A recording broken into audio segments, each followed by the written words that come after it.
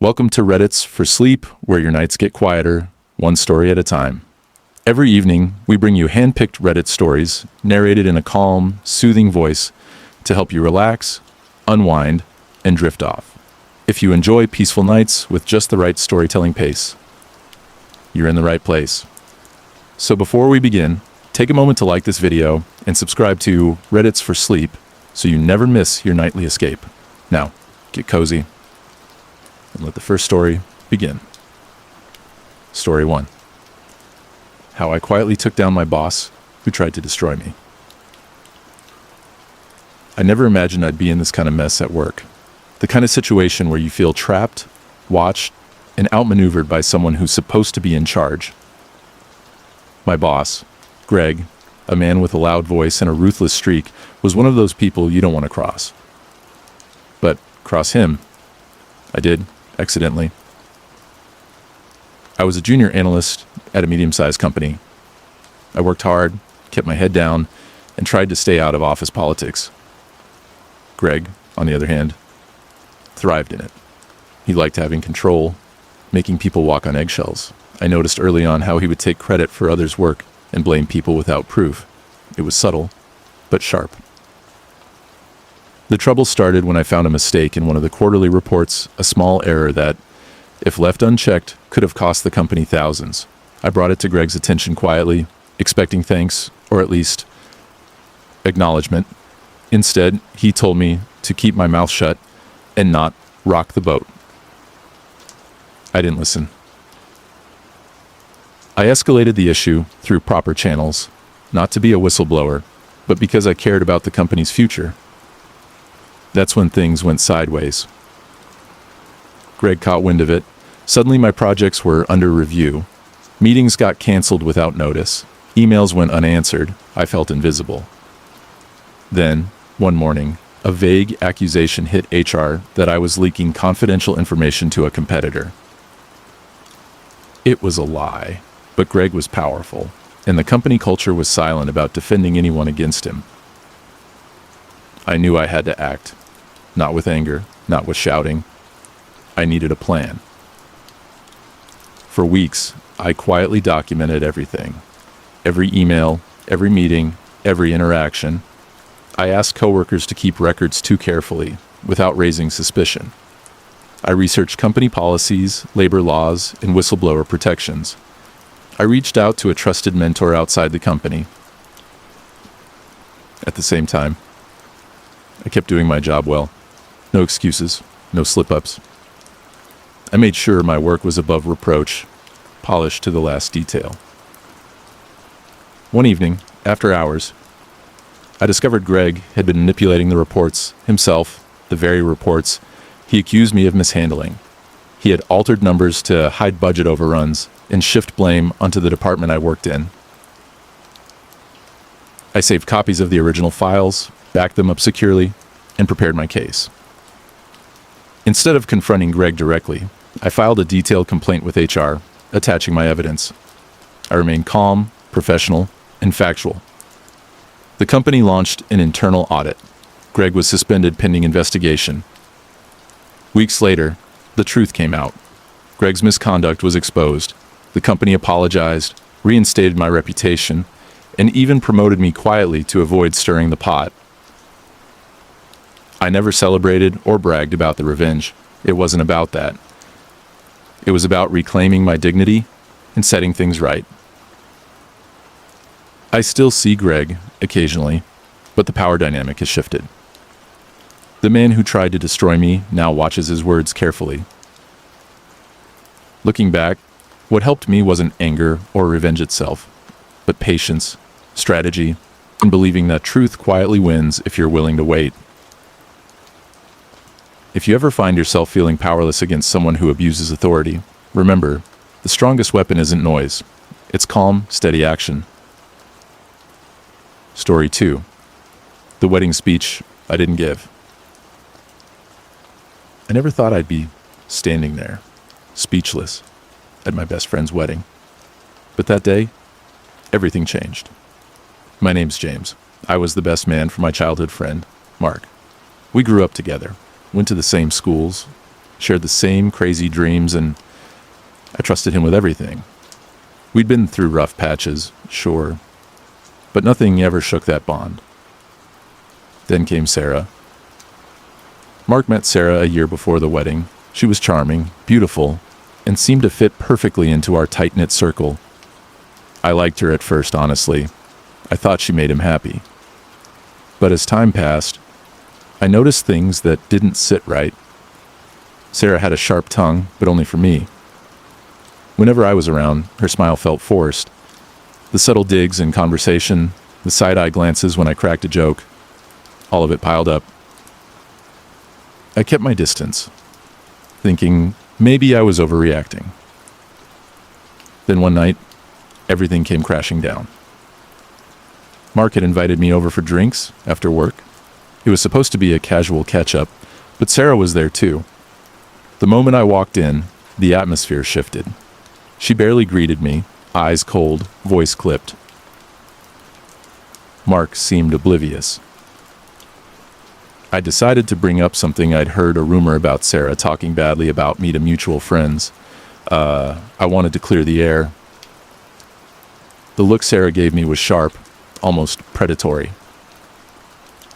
"That's ridiculous," Mark said quickly. "You're imagining things." I insisted, trying to keep my voice calm. "Why would she say that? We've always been friends." Mark shook his head, his tone defensive. "Look, I don't want drama tonight." Sarah smiled then, but it wasn't warm. It was the kind of smile that said, "You're on your own." Days later, Mark and Sarah's relationship started to change. He became distant from me. Excuses replaced invitations. Calls went unanswered. I knew I had to confront him. One evening, I invited Mark out for a walk. The city park was quiet, lights dimmed. I told him how I felt about the growing distance, the cold shoulder from Sarah, the rumors. Mark's face hardened. "You don't understand," he said. "Sarah's not just anyone. She's the woman I'm going to marry. I can't have you causing trouble." I told him I wasn't trying to cause trouble. I just wanted honesty. He looked away. "It's complicated." The wedding was 6 months later. On the day, I stood beside him, my heart heavy. During the reception, it was my turn to speak. I'd rehearsed the perfect speech stories from our childhood, memories, hopes. But when I stepped up, words failed me. Instead, I looked at Mark and Sarah, sitting hand in hand. I thought of every moment I'd tried to reach him, every warning he ignored. I stepped down, swallowed the knot in my throat, and sat back down. That silence spoke louder than any speech could. Weeks after the wedding, I learned the truth. Sarah had manipulated Mark, isolating him from his friends, turning him against me, even lying about me behind my back.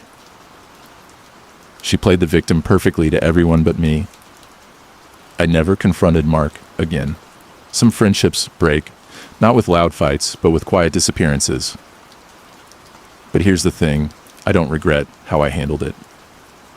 I didn't burn bridges. I didn't start drama. I simply let the truth reveal itself in time.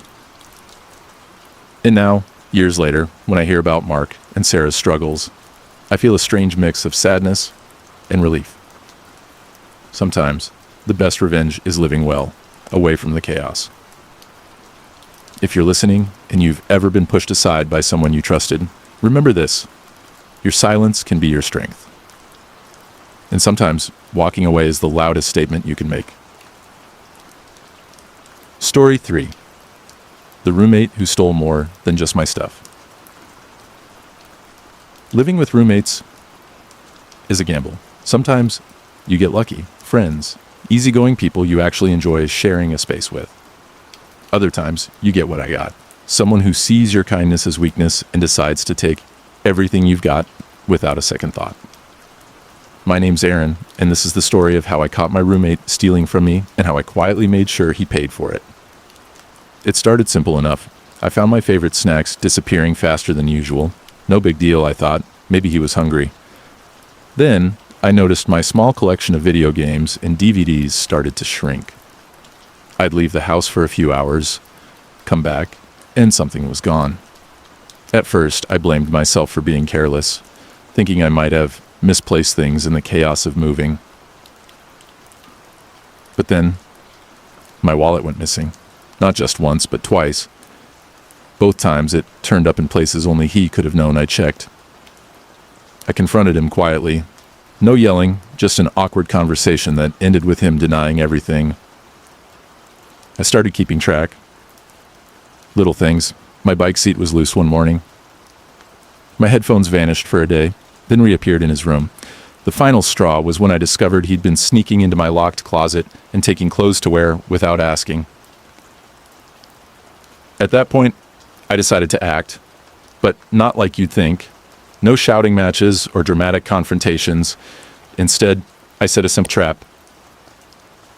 One night, I bought a cheap but discreet security camera, something small I could hide in my room. I set it up where I suspected he'd go through my things. Then I waited. The footage was clear. Late at night, after everyone was asleep, there he was, quiet as a ghost, rifling through my stuff, stuffing snacks and gadgets into his backpack. The next morning, I didn't say a word. I waited for my chance. A few days later, we had a house meeting with all roommates. I brought it up casually, asked if anyone had noticed anything missing. He got nervous, shifted in his seat. I pulled out the footage on my phone and played it. No accusations. Just the truth on screen. The room went silent. He tried to laugh it off, said it was just borrowing, but the damage was done. I told him he had to move out by the end of the week. No threats, no drama, just facts and consequences. He left without a word. That whole experience taught me something important. Kindness is valuable, but boundaries are sacred. People will test you, but you don't have to let them cross the line. If you're dealing with someone like that now, remember, quiet confidence and clear actions speak louder than words. Story 4. The betrayal that cost me my promotion. I never thought I'd be betrayed at work by someone I considered a friend, but that's exactly what happened, and it changed everything. My name is Daniel, and this is the story of how my closest colleague backstabbed me to snatch a promotion I deserved and how I handled it without losing myself. I'd worked at my company for 5 years, grinding my way from intern to senior analyst. Along the way, I built a solid friendship with Tom. We shared late nights, project deadlines, and even weekend beers. We trusted each other. Or so I thought. When a managerial position opened up, I was sure I'd get it. I had the experience, the work ethic, and the recommendations. Tom was in the running too, but I believed in fair competition. Then the rumors started. I heard whispers that Tom had been bad-mouthing me to our superiors, accusing me of being unreliable, that I missed deadlines, that I was difficult to work with. I confronted Tom once, hoping to clear the air. His response, a cold smile and a shrug. "Welcome to the corporate jungle," he said. I was stunned, hurt, but I didn't let it show. Instead, I focused on my work, documenting everything meticulously. Every email, every completed task, every positive client feedback. I made sure my team knew my value. When promotion decisions were announced, Tom got the job. It stung deeply. But I didn't quit. I asked for a one-on-one with HR to discuss the situation calmly, providing evidence of my contributions and addressing the false claims. HR promised to look into it, but said there was no concrete proof against Tom. Months passed, but I stayed patient. Then, a breakthrough. Another employee came forward with emails from Tom, admitting to fabricating stories about me to secure the promotion. HR launched a formal investigation. Tom was reprimanded and eventually let go. The company offered me a managerial role, shortly after. I didn't celebrate, not loudly. I accepted the position quietly, knowing the fight was never about revenge, but about integrity. If you ever feel betrayed by someone you trusted, remember, patience, professionalism, and facts are your strongest allies. Revenge isn't about tearing others down. It's about rising above. Story 5. How I exposed my fiancé's secret debt before our wedding. I always believed trust was the foundation of any relationship. But sometimes the cracks appear when you least expect them, and the person you trust most hides something that could shatter everything. My name's Marcus, and this is the story of how I found out my fiancé was drowning in debt, and how I quietly stopped a wedding before it was too late. We'd been together for 4 years. Sarah was smart, funny, and kind. We talked about the future all the time. Kids, a house, a life together. I never suspected a thing. Then, a few months before our wedding, I started noticing strange things. Bills arriving late, her avoiding conversations about finances, and vague answers when I asked about our savings. I tried to brush it off, telling myself everyone has their quirks. But the unease grew. One evening, I found an unopened letter from a collection agency addressed to her. It rattled me. I asked her about it gently, hoping for honesty. She denied everything. That's when I decided to dig deeper. I went through some paperwork she left out, careful not to invade her privacy, but enough to understand the situation. What I found was worse than I imagined. Tens of thousands in credit card debt, unpaid loans, and a history of missed payments. She hadn't told me because she was ashamed, or so I hoped. I confronted her, calm but firm. She broke down, confessing she'd been trying to pay it off quietly, but felt overwhelmed. I told her that secrets like these don't disappear by themselves. Together, we decided to postpone the wedding. It was painful, but necessary.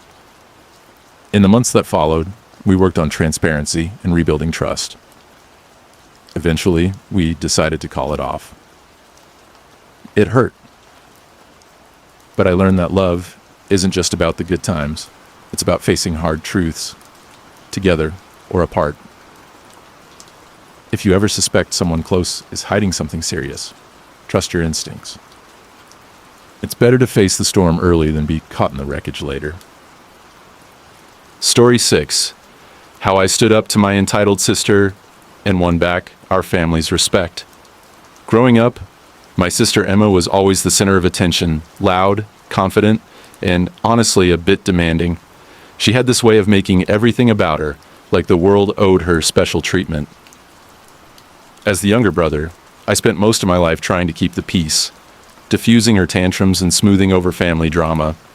I thought it was easier to just let things slide than to cause a fight. But over time, the tension built up quietly, like pressure in a kettle waiting to boil. The breaking point came one Thanksgiving a couple of years ago. Our parents had invited the whole family to their house for a small gathering, the kind of familiar event filled with familiar faces, familiar food, and that predictable mix of warmth and awkward silences. I got there early to help with preparations, slicing the bread, setting the table, turning on some soft music. But when I walked into the kitchen, Emma was already there, her presence filling the room with an unmistakable intensity. She was barking orders at my mom and dad, like she owned the place. "The turkey's not done right," she said, waving her phone in the air as if that gave her authority. "Why is this mashed potato recipe even a thing? We need more variety." My parents looked a little worn out, but smiled politely. I tried to stay out of it, thinking it was just one of her moods. But Emma wasn't done. She turned to me with a sharp look. "Nice of you to show up, finally. You never help with anything." The words cut, but I stayed calm. I took a deep breath and responded quietly. "I've been here. helping since morning. She scoffed and moved on, complaining about the seating arrangement. Why am I stuck next to Uncle Jim? Seriously? As the guests arrived, the energy in the house shifted. Emma's constant criticism was like a low hum of tension beneath the surface. It felt like no matter what anyone did, it wasn't good enough for her. When dinner finally began, she continued to undermine me. She made loud comments about my cooking. The green beans were too soggy. The rolls weren't fresh enough right in front of our parents. I could see the flicker of disappointment on Mom's face.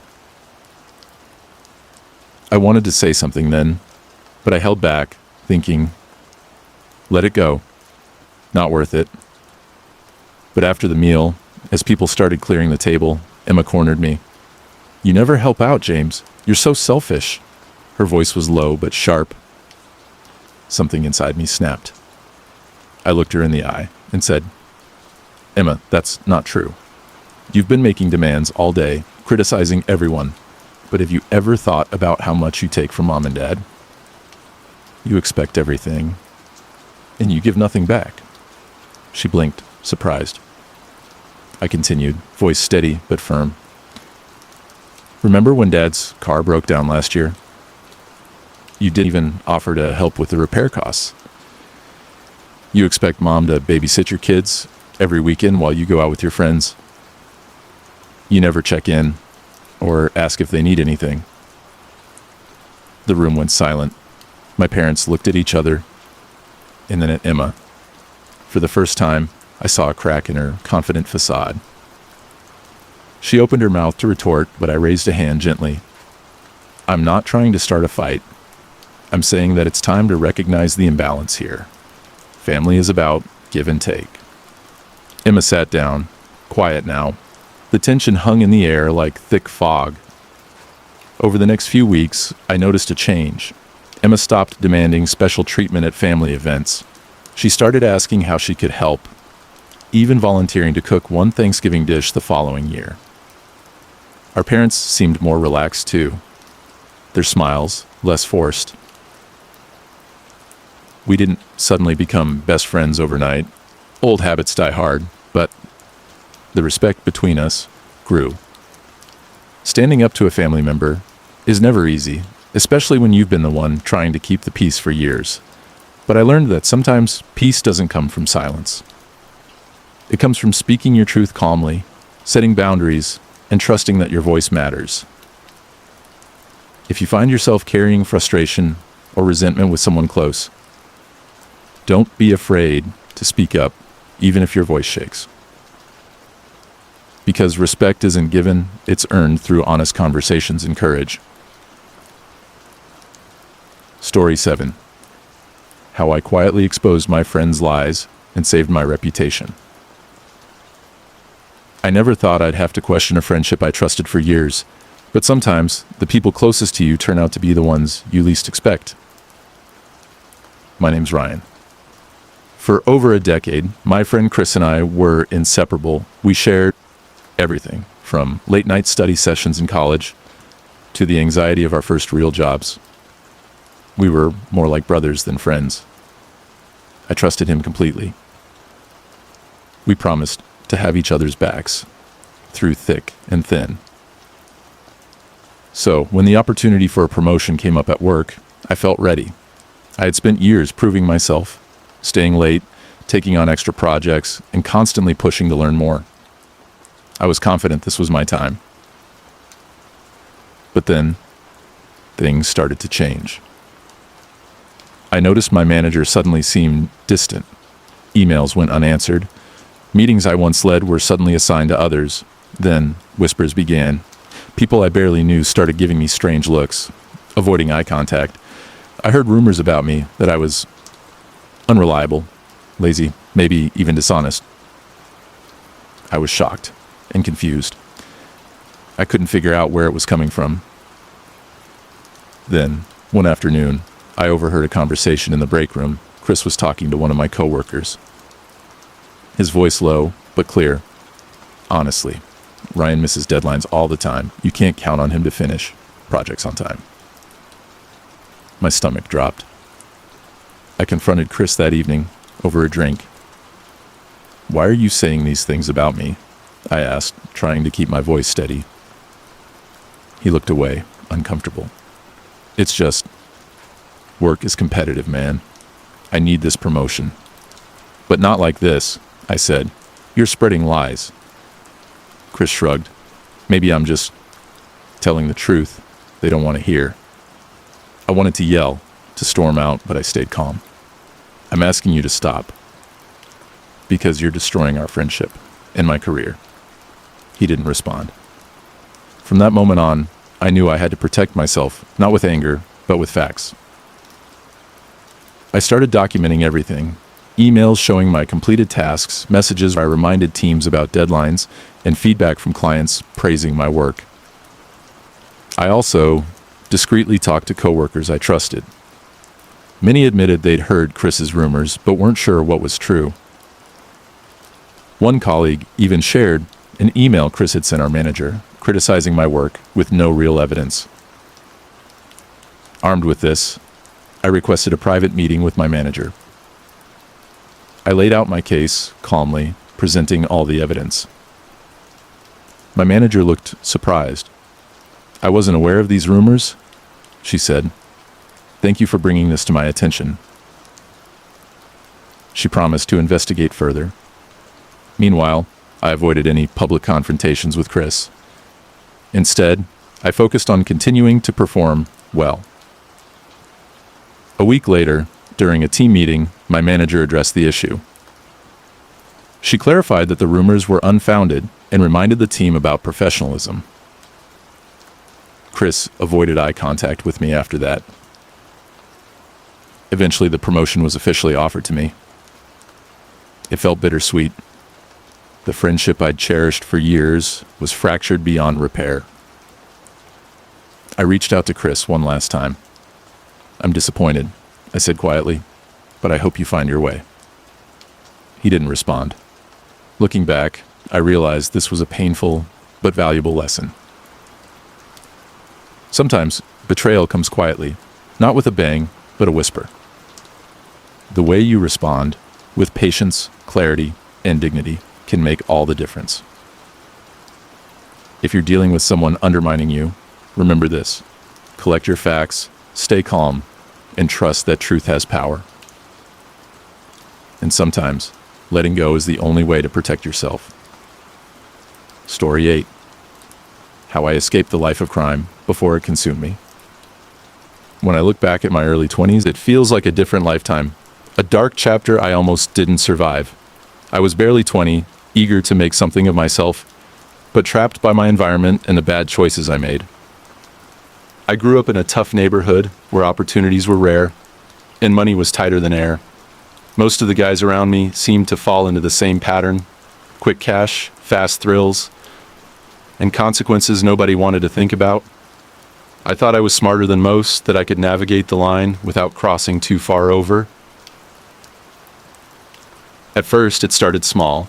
I ran errands, delivered packages for a group that dealt in illegal stuff, things I'd rather not say out loud. The money was good, way better than any minimum wage job could offer. I told myself it was temporary, just a means to an end. But you know how it goes. That temporary line keeps moving. Before I knew it, I was in deep, involved in things that could land you in prison for years. It wasn't just the money anymore. It was the respect, the fear, the power, the nights filled with paranoia, the constant look over your shoulder. I saw friends disappear overnight, arrested, gone, or worse. Some never came back. The guilt and fear weighed on me, but pride and survival instincts kept me going. One night stands out clearly. There was a raid nearby, police swarming houses, flashing lights cutting through the dark. I was lucky, barely slipping away. That night, as I lay in a cheap motel room, heart pounding, I realized this life was a trap. If I didn't find a way out soon, it would swallow me whole. Leaving wasn't easy. The people I worked with didn't like loose ends. Walking away meant risking retaliation, maybe worse. So I planned quietly. I saved every penny I could, Found a job far away from that world, one that paid less but offered safety. I started building new relationships with people who didn't know my past. Cutting ties was messy. I lied, I avoided calls, I kept my distance.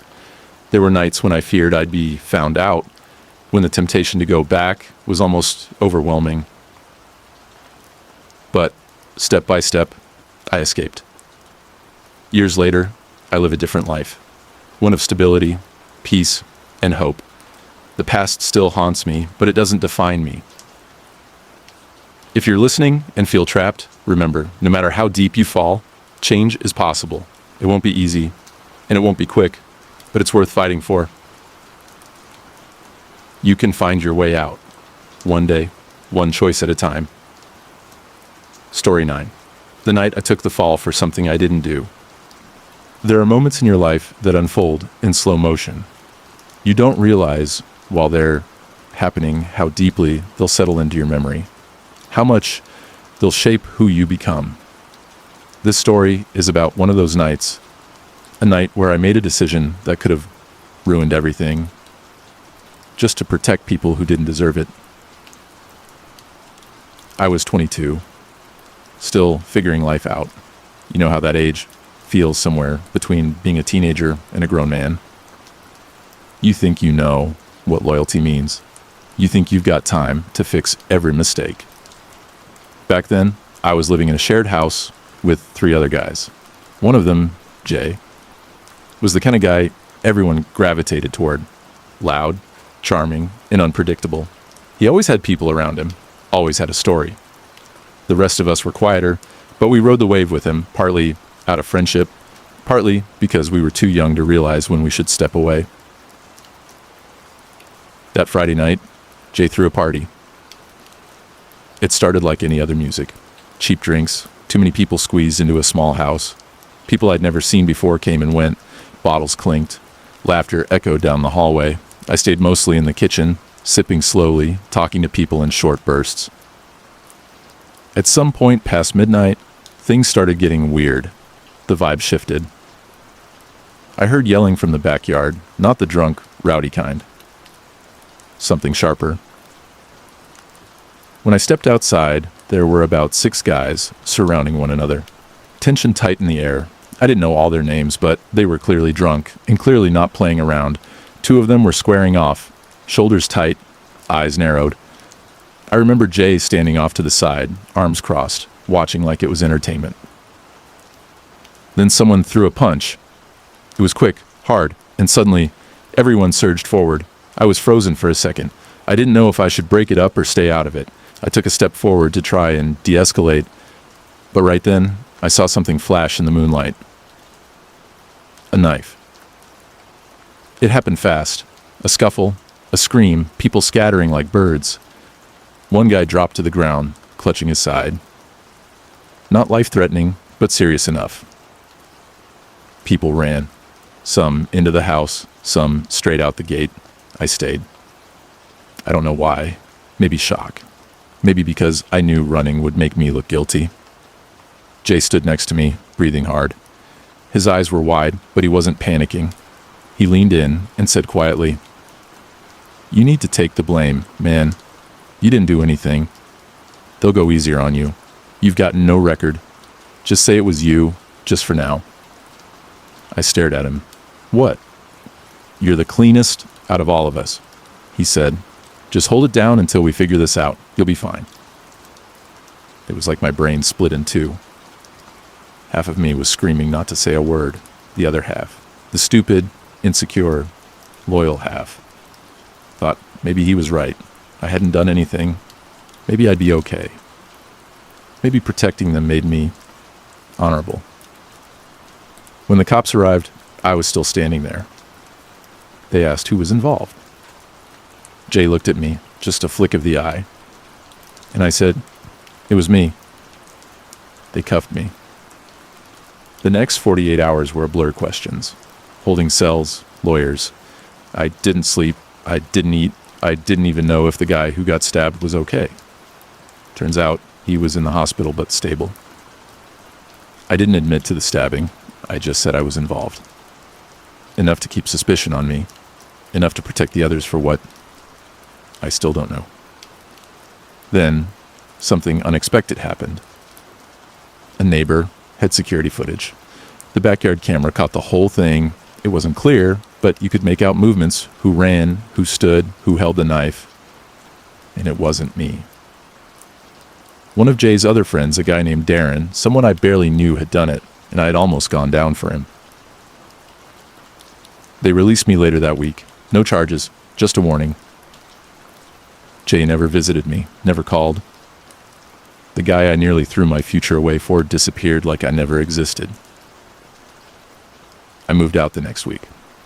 Cut ties. Found a job in a quieter town. Started over. Sometimes I lie awake at night thinking about how close I came to losing everything. One stupid decision, one lie told out of blind loyalty. I've never told that full story to anyone until now. But here's what I've learned. Real loyalty doesn't ask you to destroy yourself for others. It doesn't put you in harm's way just to shield someone else's guilt. And if someone pressures you to take the fall for something they did, they're not your friend. I still carry that night with me, but I also carry the lesson. If you're listening and you're young, or maybe not even that young, and you feel like you owe someone your silence, your record, your freedom, take a moment and ask yourself why. You can walk away before it's too late. Story 10. I found out my father was living a double life, and I let the secret die with me. I was 27 when I discovered the secret, and I've never told anyone, not my mother, not my siblings, not even my closest friends. I carry it quietly, like a weight in my chest that never quite shifts, even on the calmest days. My name's Aaron. This is how I found out. The man who raised me wasn't the man I thought he was. Let me take you back a few years. My dad was always the classic father figure, calm, disciplined, practical. He worked in finance, wore the same 3 navy suits, and left the house every morning at 6:45 sharp. He'd kiss my mom on the forehead, grab his travel mug, and be gone before the rest of us even woke up. He was the kind of guy people respected, always showed up, paid the bills, never lost his temper. I admired him, even when I didn't understand him. When I hit my mid-20s, I started working downtown. By pure coincidence, my office was only 2 blocks from where he claimed his firm was. I never gave it much thought. Until one morning, on my way to grab coffee, I saw him. At a completely different building. Not in a suit. Not even close. He was in jeans, leaning on a wall, talking to a woman, not my mom. They were laughing. Too familiar. I froze.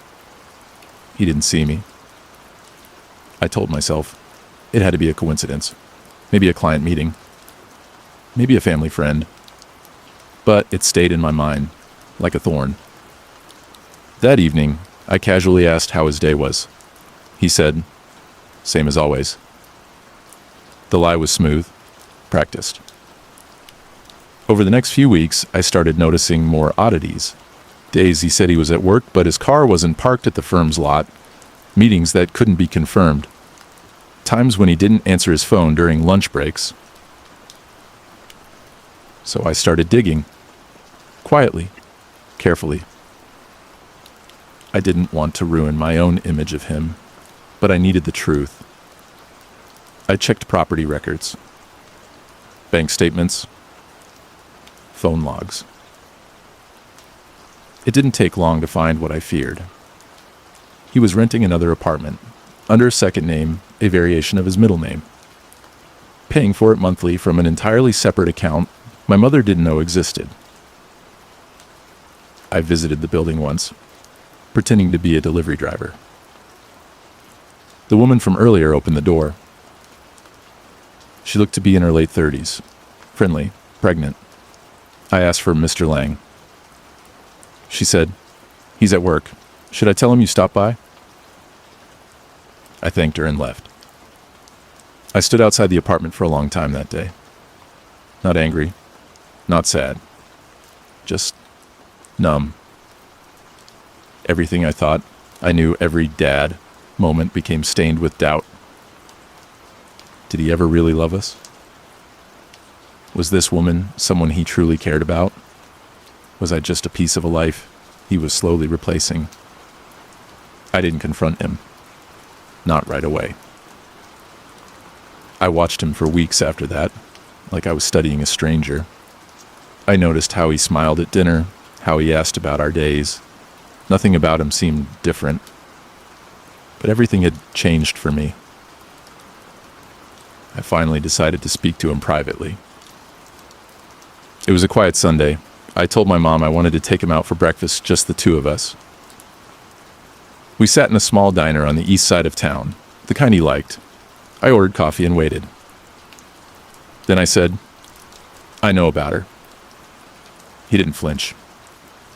He didn't ask who. He just stared at me, then let out a long sigh, like someone finally exhaling after years of holding it in.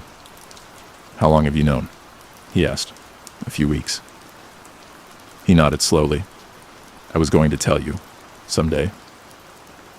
There was no anger in me, no yelling, just questions. "Do you love her?"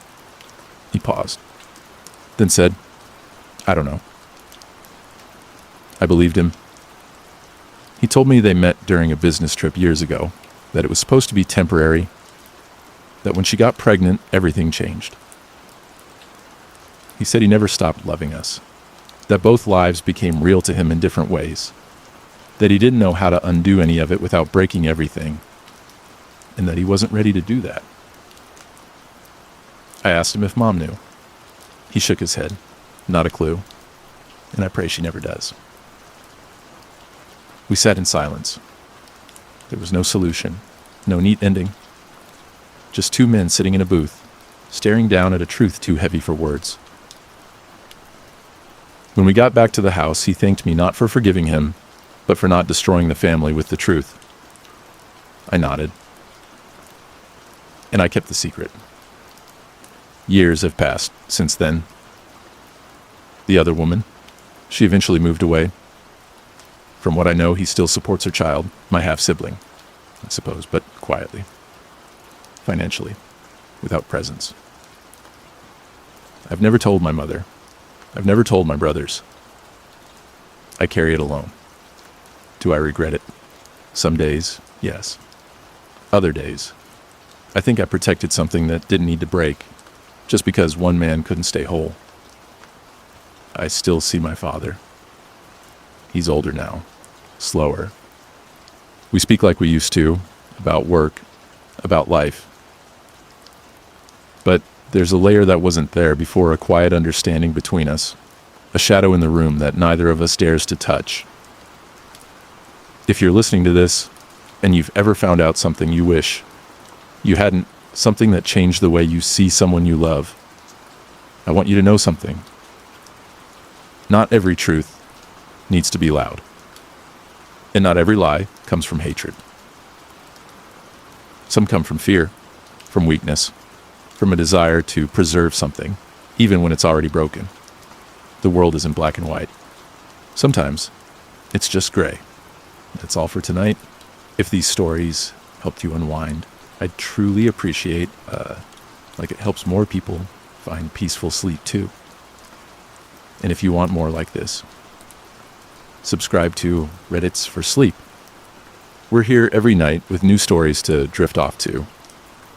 Have a peaceful night, sweet dreams, and I'll see you in the next one.